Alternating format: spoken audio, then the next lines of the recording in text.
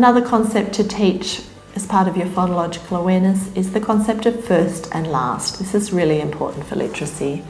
So the concepts of first and last will be important when a child is learning about the first sound and the last sound in words. And if they're not sure about these concepts, then the abstract nature of sounds in words will be very difficult. So again, start with concrete examples. And there are lots of different ways that you can teach first and last, incidentally, throughout the day. So for example, you could play a game in a small group, lining the children up at the door or the window and point out who's first. And then get the children to turn around and reverse the order. Now who's first? Who's last? At meal times, you might comment on what the child eats first. Oh look, first you're eating your vegetables. When building Lego towers, you can talk about what colours you're going to choose first, or whether you're going to use large bricks or small bricks first. The same if you're building a tower yourself, you can talk about what you've decided to do first. Follow the same idea when drawing pictures. What colour did you choose first? That sort of thing. You could line up animals, plastic animals, pointing in one direction and talk about who's first. Oh look, the cat's first. These are really great ways to teach this concept.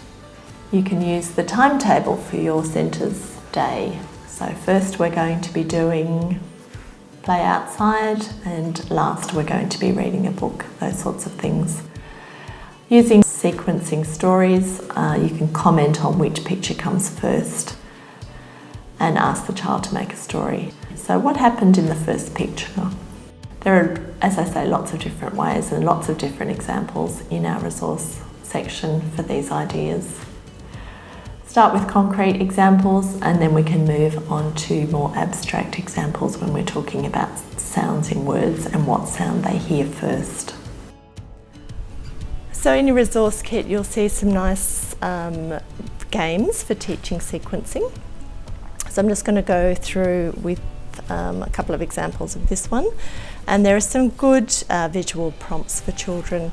So you might like to use a little picture board like this if you're wanting to introduce some numbers, so first, second, third, or beginning, middle and end, or there's a blank version as well. And I've just got a couple of examples here. We can give the children the pictures and ask them to have a look at them and see what might come first. So this one is building a snowman. So we might start with the snowman body. And then next, we build the head and the legs onto the body. That one might go like that. And then the third picture is the snowman finished. So we've got at the beginning, we just had one ball of snow. In the middle, we had the three making up the snowman body. And at the end of the sequence, we've got the whole snowman complete.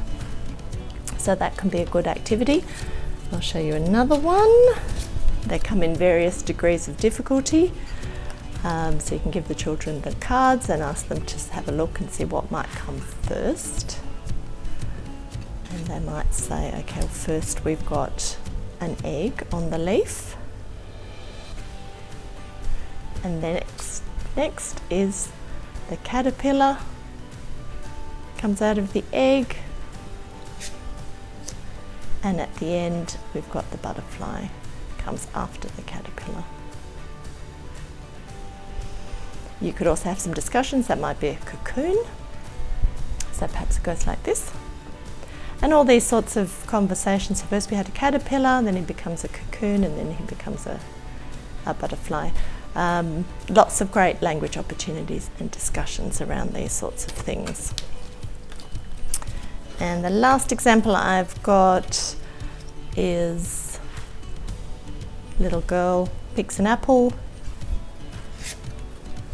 And she's got the apple, and then she eats the apple. And again, you can have some discussions and some debates about what might come first, middle and last, because there are often different ways of looking at it. And in child-focused play activities, we should be listening to the children and taking their views into account. So a great little way of teaching beginning, middle and end in a little structured play activity. So examples of teaching last in incidental teaching.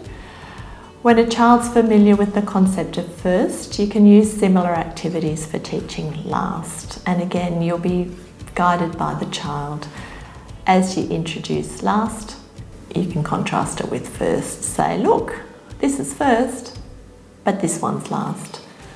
Repeat and repeat examples of first and last in the environment. We want to expose the children to these concepts and then respond to their emerging skills. So if in your centre you have morning circle time, first and last can be taught both as a position and a time concept.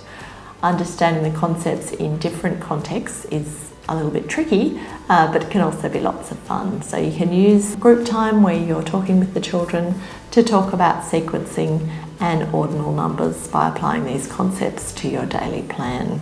So some examples of these would be to explain to the children that first you'll have some circle time, some group time, and then you're going to eat some apples and cheese cubes for a snack, and then you'll play outdoors last. So keep it fairly simple when you're beginning to use these sequencing words, and keep your sequence to usually 3 steps would be enough. So story time. Story time's a great time to talk about first, next and last. When you can sequence the story, you can use picture cards and you can use those words of first, next and last with your story. So we know what happened first, what happened next, what happened last. Beginning and end are words we use to cover these concepts as well, both as position and time-based meanings. And it'll be easier to teach the position concept at first, but use your imagination to talk about how activities in the group begin and end. And you might like to show that these concepts are similar to first and last. Use the word begin in place of start and end in place of last, and really start to mix up that. We want to give children a very rich language experience. You can read a short story to children and ask them what happened at the beginning of the story, and show them with the pictures what happened at the beginning to give them a prompt. What happened next and what happened at the end. And you can see in this book reading that the teacher's doing just that. All right, Bridie, can you tell me what happened at the start of this book? What was happening at the start? Let me give you a hint. If I show you the page, you might remember what was happening. What was happening in the beginning? Not sure? Okay, just I'm not sure. I know. Okay, Raph. What was happening in the beginning, Raph? We said, this guy is called Nappies and an alpaca. So in the beginning of the book, were we meeting the characters of the book? Yes. We were being introduced to the characters. Oh, Seamus, what was happening at the end? They were giving a shake to the yaks. They were giving a shake to the yaks.